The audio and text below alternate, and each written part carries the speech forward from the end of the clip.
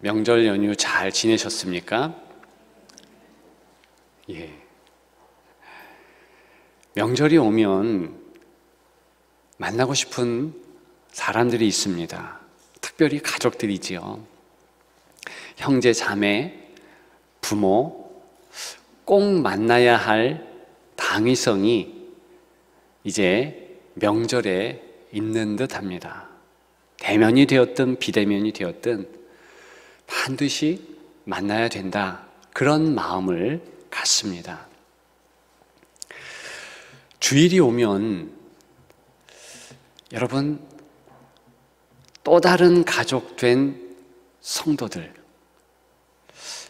참 그립고 반갑고 보고 싶고 반드시 만나야 된다, 그런 생각을 혹시 가지시면서 예배 자리에 나오십니까? 저는 명절을 막 지낸 이번 주일을 맞이하면서 그런 소망을 가졌습니다. 이야, 내가 가족들 보고 싶은 만큼 우리 성도들을 더 많이 그리워하고 또 그리워해서 주일을 맞이하면 좋겠다. 우리 성도들도 목회자를 그리워하고 그렇게 해서 예배를 드리면 얼마나 좋을까. 각각 성도끼리 그립고 또 그리워서 예배 드리면 얼마나 좋을까. 여러분 어떻습니까? 가능하겠습니까? 아멘이죠. 너무나 큰 기대요, 헛된 바램, 그런 것으로 끝내면 아니 될 듯 합니다. 왜 그러냐 하면 오늘 본문은 반드시 교회는 그런 모습이 있어야만 된다 강조합니다. 주장합니다. 보여주고 있습니다. 15절이지요. 무릎을 꿇고 비노니 그랬습니다. 지금 기록자 사도 바울이 만날 수 없는 비대면 상황, 감옥에 수인으로 있으므로 사랑하는 자들을 만날 수 없잖아요.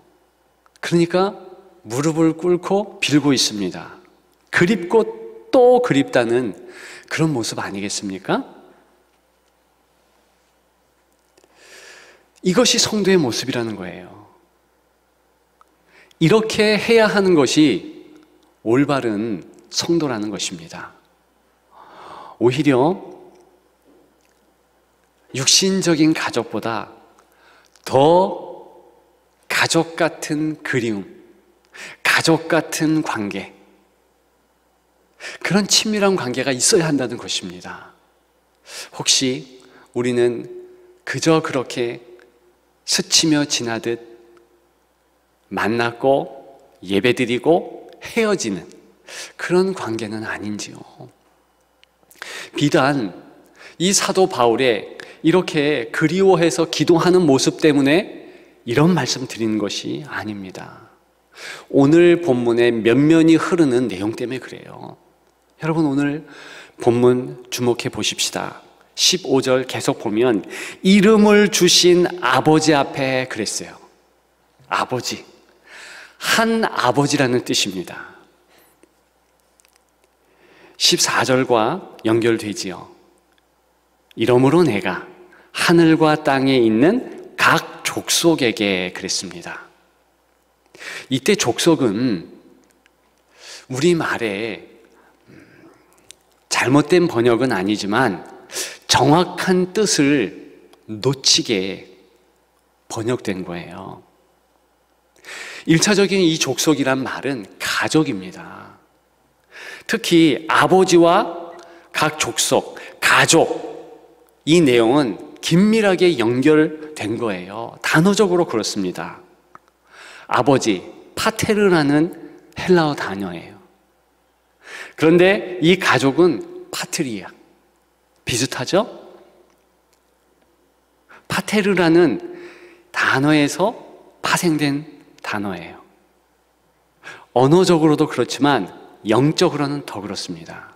오늘 본문의 정확한 뜻은 한 아버지로부터 모든 가족이 형성된 그 모습을 기본적으로 나타내고 있다는 것입니다. 다시 말씀드리면 하나님 이름에서 유래한 하나의 가족, 그것이 강조되고 있는 거예요. 각 족속이다 이렇게 말할 때 그 뜻을 반드시 붙잡아야 된다는 것입니다. 놓치면 안 돼요. 하나님께서 모든 족속들을 붙잡아 주셨다. 그런 표면적인 내용 가운데 아주 내밀한 내용은, 그리고 직접적으로 우리가 붙잡아야 될 내용은 패밀리, 가족이라는 것이죠. 그래서 영어 성경에 보게 되면 어떤 곳에서는 every family 혹은 all family 이렇게 가족이라고 지칭하고 있습니다. 따라서 사도 바울과 같이 그리워서 무릎 꿇는 모습이 당연하다는 것입니다. 사도 바울의 모습에서 그치는 것이 아니라 에베소 교회의 성도들도 각각 그래야 할 것이고, 저와 여러분들도 그렇게 해야 한다는 것이지요. 과연 우리는 그렇게 하고 있습니까? 괜찮습니다. 이제부터 그렇게 하면 되지요. 그러기 위해서는 먼저 아버지의 사랑이 어떤 사랑인지 그 부분에 대하여서 우리가 잘 알아야겠습니다. 오늘 본문에 보면 아버지의 사랑을 좀 복잡하게 얘기하는 듯 합니다. 15절에 아버지가 나와 있죠. 16절부터 18절까지. 아니, 오늘 본문 전체를 아버지의 사랑이 어떤 사랑인가 말하고 있는 것이지요. 이렇게 그려집니다. 성령으로 말미암아. 또한 18절에 그리고 19절에 그리스도의 사랑 연결됩니다. 그냥 단순하게 하나님 아버지께서, 하늘 아버지께서 우리를 사랑하신다 이렇게 끝내면 좋은데, 그것이 아니라 성령 하나님 또 그리스도, 이렇게 복잡한 뜻 그려지고 있습니다. 왜 그런가? 하나님의 역동적인 사랑 때문에 그래요. 그냥 하늘 아버지께서 하늘 보좌 앉으셔서 계획하시고 명령하시면서 가만히 계시는 것이 아니라, 그렇게 계획하셨다면 직접 저와 여러분들 함께 그렇게 지금 이 순간에도 사랑을 증거하고 계신다는 것입니다. 킴 윅스라는 성악가가 있어요. 이분이요, 유명한 분입니다. 그런데 한국 전쟁 때에 실명을 했어요. 고아로 자랍니다. 고아원에서 맡겨진 채로 어린 시절을 지내게 되죠. 홀트 아동복지회에서 미국으로 입양을 보내게 됩니다. 그런데 이분이 유수한 좋은 대학을 나오고 유명한 성악가가 된 거예요. 빌리 그레이엄 목사님과 함께 집회를 같이 했습니다. 찬양을 하고 간증을 했죠. 그분 간증 가운데서 몇 마디 말이 참 저는 사무쳐요. 어떤 말을 했는가? 맹인인 자신에게 누군가 길을 가르쳐주고 자신을 인도할 때 그냥 100m 앞에 무엇이 있다 이런 식으로 얘기하지 않는다는 것입니다. 손을 꼭 잡든가 아니면 바짝 옆에서 한 걸음 앞에 물이 있으니 피하세요. 한 걸음 앞에 계단이 있으니 오르세요. 이러면서 차근차근 옆에서 말해준다는 거예요. 그렇게 성실한 인도자가 인도해 주면 아무리 어려운 곳이라도 목적지에 도달한다는 것이죠. 그러면서 그분은 이렇게 말합니다. 하나님 아버지가 내게 대하는 방식이 그렇다. 나는 10년 후를 모른다. 나는 20년 후를 알지 못했다. 그런데 하나님께서 그날 바로 앞에 할 일들을 가르쳐 주신다. 따라가 보니 10년 지났는데 은혜의 목적지에 나도 모르게 다달라 있고 20년 지났고 지금 내가 그렇게 지내왔다. 아름다운 간증의 말 아니겠습니까? 맞아요. 킴 윅스라는 성악가만 그렇게 인도하는 것이 아니라 저와 여러분들에게도 하나님은 그런 식으로 인도하십니다. 왜 10년 후, 20년 후를 정확하게 너 이런 일이 있을 것이다, 저런 일이 있을 것이다 말씀하지 않았을까요? 그것은요, 우리를 위해서 우리에게 바짝 다가오셔서 매일매일 순간순간 교제하면서 말씀하시기 때문이에요. 그것이 인도예요. 하나님의 섭리의 발자국이시죠. 실은 바로 그러한 사랑이 하나님의 사랑이라는 것입니다. 저와 여러분들 이 삶을 하나님께서 과거에 결정하셨지만 그냥 그대로 계획하시고 결정하신 것 놔둔 것이 아니라 직접 저와 여러분들 옆에서 말씀하시면서 같이 움직이신다는 것입니다. 그렇기 때문에 성령 하나님 도움이 필요한 거예요. 성령 하나님을 통하여서 저 하늘 보자 우리의 낮고 천한 이 땅에 우리의 삶의 지경 거기에 고속도로가 놓인 것입니다. 그리고 하나님의 사랑이 움직이면서 왔다 갔다 하는 거예요. 오늘 본문에는 예수 그리스도께서 너희 마음에 계시게 하시옵고 이러면서 17절에 기록하고 있어요. 왜 예수 그리스도께서 내 마음에 좌정할 수 있는가?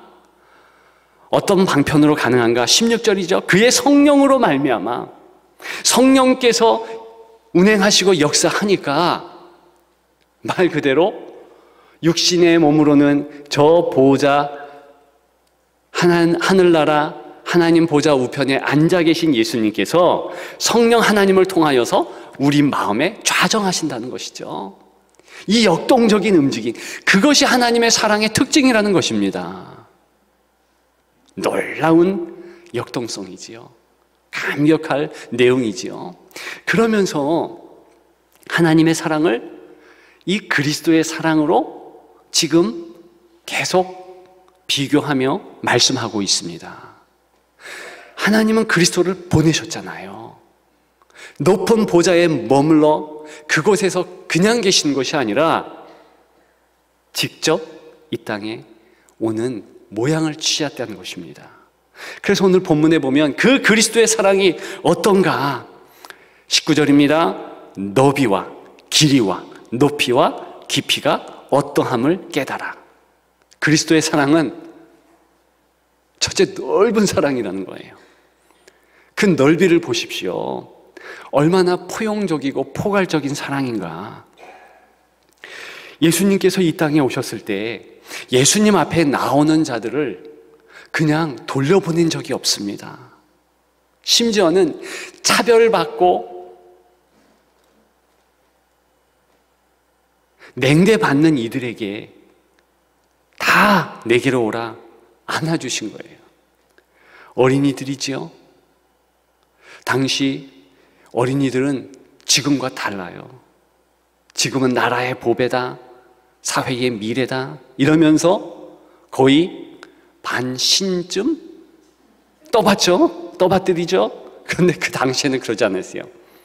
미성숙한 단계, 아직 인간이 되지도 못했어. 그래서 여자와 더불어 숫자에도 들지 못했습니다. 아이들이 몰려옵니다. 혹은 엄마들이 어린 자녀들을 안고 옵니다. 그때 제자들이 못 오게 막았지요. 예수님 호통치십니다. 어린아이들을 내게 오는 것을 용납하라. 축복해 주시지요. 아름다운 예수님의 모습 아니겠습니까? 여자들도 나올 수 있었어요. 뿐만 아니라 나병 걸린 환자 혹은 안 못 보는 환자, 이런 이들은 절대적인 빈곤층일 뿐만이 아니라 사회에서 당연히 배제되는 이들입니다. 나병 걸린 자 100m 앞에서 나 부정합니다. 외쳐야 됐어요. 그런데 그런 자를 예수님은 만나주시고 말씀해 주시죠. 눈먼 자를 굳이 손 대지 않으셔도 말씀으로만 병을 낫게 할 수 있는데, 눈뜨게 할 수 있는데 만져주시는 거예요. 왜 그렇습니까? 받아주신다는 거죠. 저와 여러분들은 어떻습니까? 우리는 때때로 우리 자신을 참 가치 없다 여깁니다. 사실일 수 있어요. 어쩜 짧은 명절 때 좀 참으면 괜찮은데 다른 가족들, 친척들, 형제 자매들에게 못된 소리를 하는 거예요.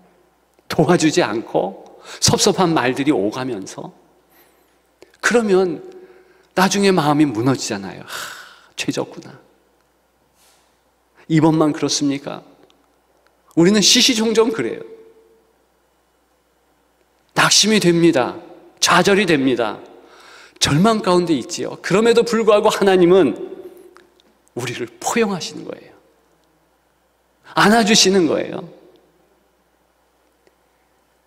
그리고 또 보니 길이와 그랬습니다.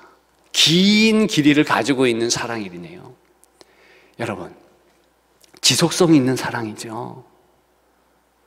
내리사랑이라고 합니다. 아무리 자녀가 부모를 사랑한다 해도 부모 사랑만 못해요. 왜요?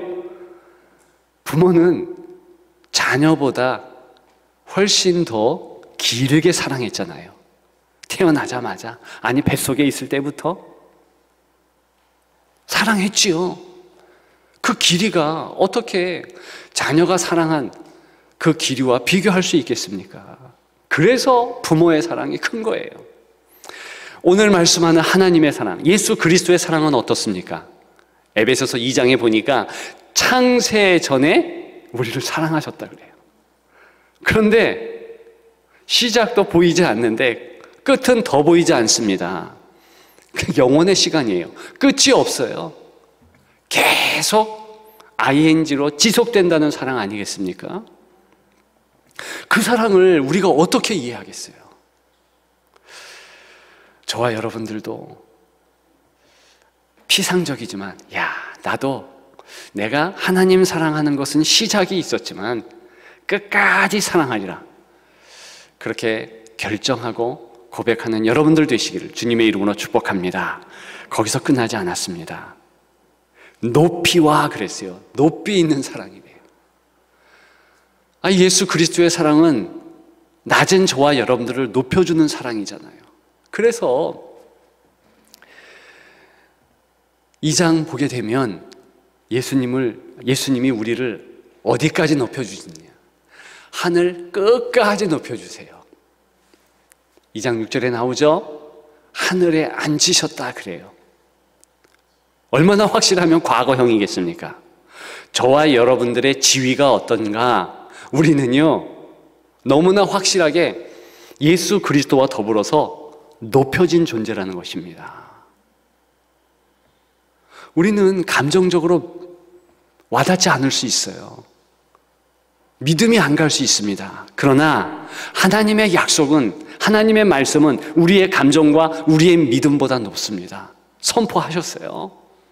과거형으로 이미 하늘 그 위에 앉아있다. 이것이 높게 하시는 예수 그리스도의 사랑, 아버지의 사랑인 거예요. 여러분, 거기서 또 끝나지 않죠. 하나 더 있습니다. 깊이가 어떠함을, 깊은 사랑, 희생적인 사랑을 일컫습니다. 예수 그리스도께서 희생하셨어요. 저와 여러분들을 위해서 십자가에 피보혈을 흘려주셨습니다.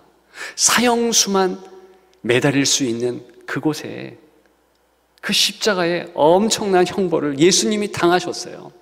낮고 천한 곳이죠. 어려운 것이지요. 무덤의 주인공까지 되셨잖아요. 누구를 위함입니까? 저와 여러분들을 위하여서. 어떤 사랑입니까? 희생적인 사랑인 거예요. 우리는 자녀를 위해서 죽고 싶어도 죽어서 뭐해요? 도움이 안 되잖아요.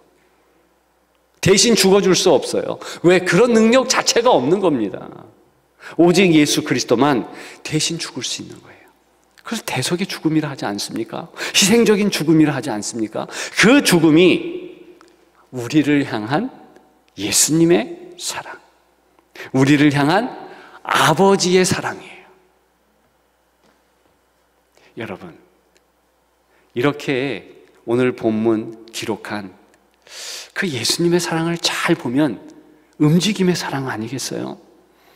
그냥 정적으로 머물러 있고 한 것이 아니라 계속 역동적으로 찾아오시고 만져주시고 희생하시고 직접 높여주시고. 그래서 사랑은 동사지요. 움직이는 사랑이지요. 지금도 계속해서 저와 여러분들을 붙잡으시고 옆에서 인도해 주시는 그런 사랑이라는 것입니다. 저는 그 부분에서 감격하지 않을 수 없어요. 과거에 하나님께서는 나를 택정하셨어요. 주장하셨어요. 인도하리라 작정하셨어요. 그런데 바로 지금 설교하는 이 시간에 제 바로 옆에서 야, 이렇게 얘기해, 이렇게 말해, 이런 제스처를 취해, 이런 표정을 지어, 이러면서 이끌어 주시는 거 얼마나 아름답겠습니까? 저만 그럴까요? 여러분들도 마찬가지입니다.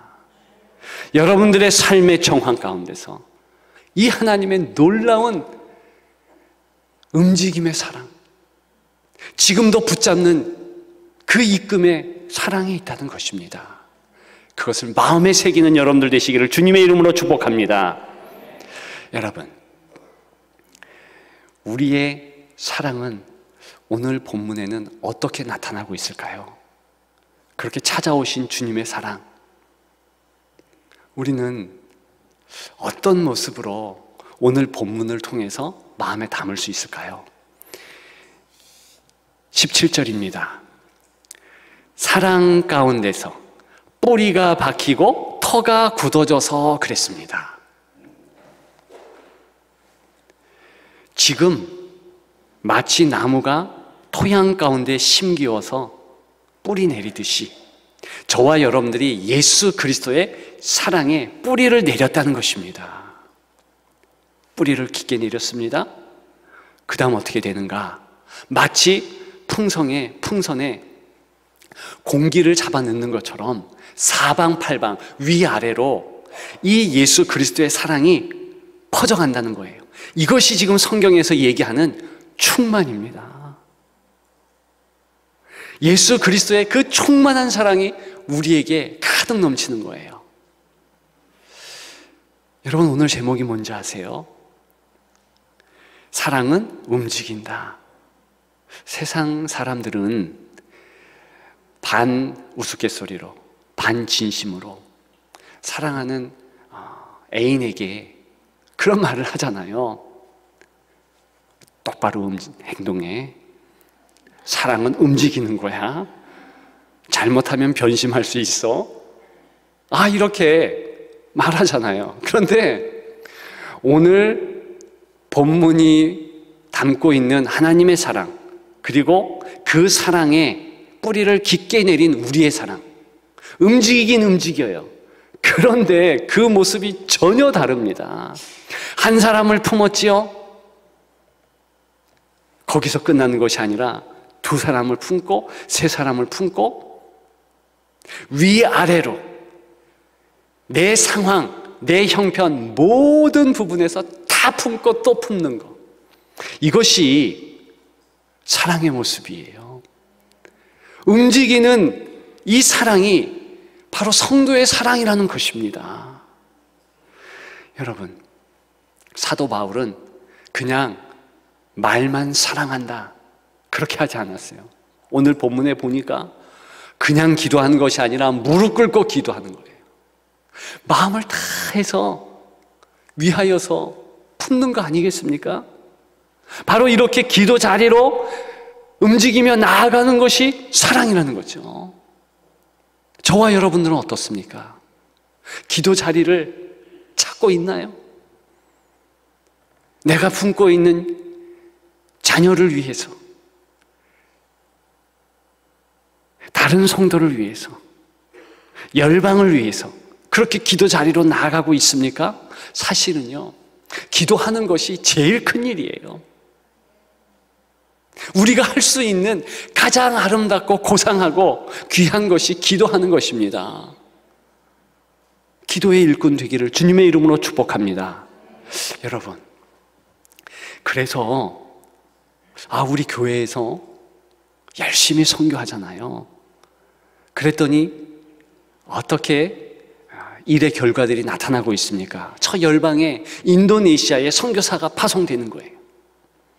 저 땅끝 남미 파라과이라는 지역에도 또 선교사가 파송되는 거예요. 이것이 실은 저절로 일어나는 일입니다. 왜냐? 예수 그리스도의 사랑에 감격하고 반응하고 그러면 당연히 그런 결과가 나올 수밖에 없어요. 왜? 움직이는 것이 사랑이니까. 견딜 수 없는 거예요. 그래서 저 인도네시아로, 저 태국으로, 저 중국으로, 저 남미로 나아가는 것입니다. 여러분, 저와 여러분들 더욱 나아가야 될 줄 믿습니다. 더욱 움직여야 되는 거예요. 왜 그렇습니까? 그건 당연한 거예요. 성도의 사랑의 모습은 움직임에 있는 거예요. 품는 거예요. 저는 우리가 살고 있는 이 지역, 마음을 다해서 품었으면 좋겠습니다. 몇몇 기도 제목이 보이더라고요. 여러분, 우리나라는 싱글 세대가 조금 있으면 1000만이 넘습니다. 지금 900만이 넘었어요. 1년 지나지 않아 1000만이 될 것이다. 이렇게 전망합니다. 반년도 남지 않았어요. 그런데요, 우리가 살고 있는 이 청주 지역이요, 싱글 세대, 1인 가구, 수도권 다 포함해서 6위예요, 6위. 놀라진 않으시네. 물론 이런 사실을 반영합니다. 굉장히 청년 세대의 매력 있는 도시가 청주예요. 살기 좋다네요. 그리고 대학이 많잖아요. 그래서 그럴 수도 있지만 아무튼 1인 가구가 이 청주에 굉장히 많습니다. 퍼센트로, 인구 비례로 따져보면 압도적인 우리나라 1위입니다. 2021년 통계에 보니까 1인 세대 비율이 39.9%예요. 10세대가 있다면 4세대는 혼자 사는 가구예요.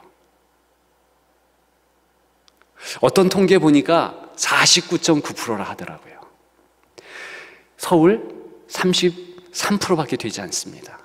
부산, 울산, 많은 대도시들, 가까운 대전, 게임이 안 돼요. 우리는 압도적인 1위예요. 좀 매력적인 도시다.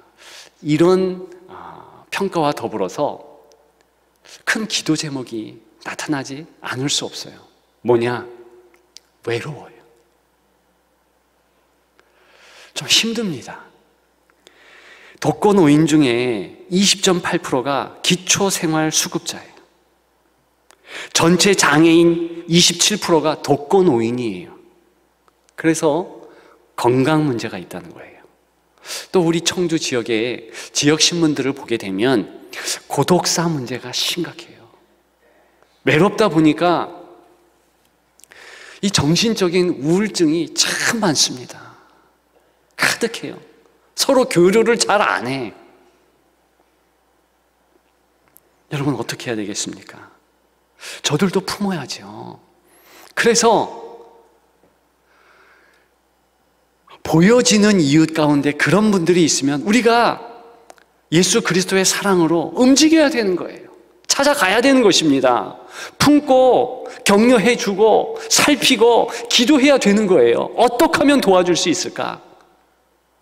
중보기도 하고 또 찾아가고 또 배려하고 또 섬기면서 그렇게 나아가야 되는 것이지요. 우리 지역사회에 그런 1인 가구의 문제만 있습니까? 자녀 세대의 문제가 또 있어요. 이것은 비단 우리 지역사회뿐만이 아니라 보편적인 한국의 문제죠. 인구가 급감하는데 말씀드렸듯이 이제 권위가 다 무너져서 아이들이 거의 신이 되는 거예요. 반신. 다 위하다 보니까 학교에서 아이들을 제재할 수가 없습니다. 가정에서도요, 아이들을 어떻게 컨트롤할 수가 없어요. 인권이라는 미명하에 그런 사회가 되었네요. 일전에 저희 집에서 이런 일이 있었어요. 막내 아들과 이렇게 좀 재미있게 밀고 땡기고 뭐 이랬습니다. 그래서 제가 아이에게 그냥 진짜 때리려고 하는 것이 아니라 이렇게 때리는 신용을 했어요. 그랬더니 우리 아이가 화들짝 놀라면서 저를 그대로 노려보면서 뭐라고 하는가? 민원 제기하겠다. 신고하겠다는 거예요. 물론 아이는 우스갯소리로 한 것이죠. 저도 그렇게 받았습니다만 한편으로는 움찔했어요. 야, 이런 말을 농담으로 아버지에게 하는, 그것도 목사 아버지에게 하는 이런 세태구나. 여러분, 지역 다니다 보면 아이 때리면 안 됩니다. 때린다는 얘기는 아니잖아요. 절대 손대면 안 됩니다. 이런 플랜카드가 곳곳에 걸려 있습니다. 힘든 세대예요. 부모 노릇하기도 힘들고 선생 노릇하기도 힘들고. 여러분, 이렇게 하다 보니까 정말 첨예한 개인주의, 내 생각이 다 옳아, 이것이 다원주의 사회와 맞물러서 참 어려운 사회가 되었어요. 교육이 힘들어요. 기독교 마찬가지입니다. 교회 마찬가지예요. 아이들이 이제는 교회에 오잖아요. 더 재밌고 즐겁고 즐길 곳이 너무나 많으니까. 저는요, 잠이 안 와요. 그런 생각하면. 앞으로 5년 후, 앞으로 10년 후 어떻게 될 것인가. 교회는 텅텅 비어가고, 이제 우리 교회 선교를 열심히 하는 교회도 사라질 판이에요. 왜? 선교 보낼 사람이 없어요. 지금 그러고 있습니다. 5년 후, 10년 후에는 아예 없어요. 그래서 여러분들에게 부탁드립니다. 도전합니다. 교회 학교 교사에 지원하십시오. 교사 선교사가 되십시오. 지금은 그럴 수밖에 없는 거예요. 각 곳에 내가 섬길 일터가 있는가 살피고 나아가는 거죠. 그런 여러분들 되시기를 주님의 이름으로 축복합니다. 좀 전에 말씀드린 킴 윅스 성악가, 이분이요, 유명한 분이라 말씀드렸죠. 이분 때문에 아주 유명해진 찬송가가 있어요. 304장, 그 크신 하나님의 사랑이죠. 이 킴 윅스가 1974년 스위스 로잔 전도대회, 세계 전도대회 때 부른 찬양이에요. 그 사람이 불렀기 때문에 그 크신 하나님의 사랑이 더 넓게 퍼지게 되었습니다. 찬송가 가사는요, 원래 1050년에 있었던 찬양시를 근간으로 해서 씌어진 편곡된 그런 가사입니다. 이런 찬양시죠. 하나님의 크신 능력은 말로 다 할 수가 없다. 하늘 전체를 양피지로 삼고 땅 위의 모든 초목을 펜으로 삼아 온 세상의 물을 다 잉크로 하여 온 인류가 필기사가 되어 죽을 때까지 써도 다 쓸 수 없다. 여러분 정말이죠. 그게 하나님의 사랑이거든요. 그 사랑을 김 윅스, 그 성악가, 그 성도도 알았거든요. 거기에서 끝나는 것이 아니라 이 사람이 직접 안 보이는 눈이지만 무대를 찾아가고 스위스, 한국 그러면서 그 하나님의 사랑을 증거했다는 것이죠. 저는 이 부분에서 참 감동을 받습니다. 저와 여러분들이 하나님의 사랑을 받았다. 어떻게 해야 될까? 그 사랑 가지고 이제 찾아가는, 움직이는 사랑을 보여주는 우리가 돼야 되겠습니다. 우리 차례인 거지요. 그것을 우리 하나님께서는 기다리십니다. 정말 주님을 사랑하고 주님만을 바라보는 여러분들 되시기를 주님의 이름으로 축복합니다.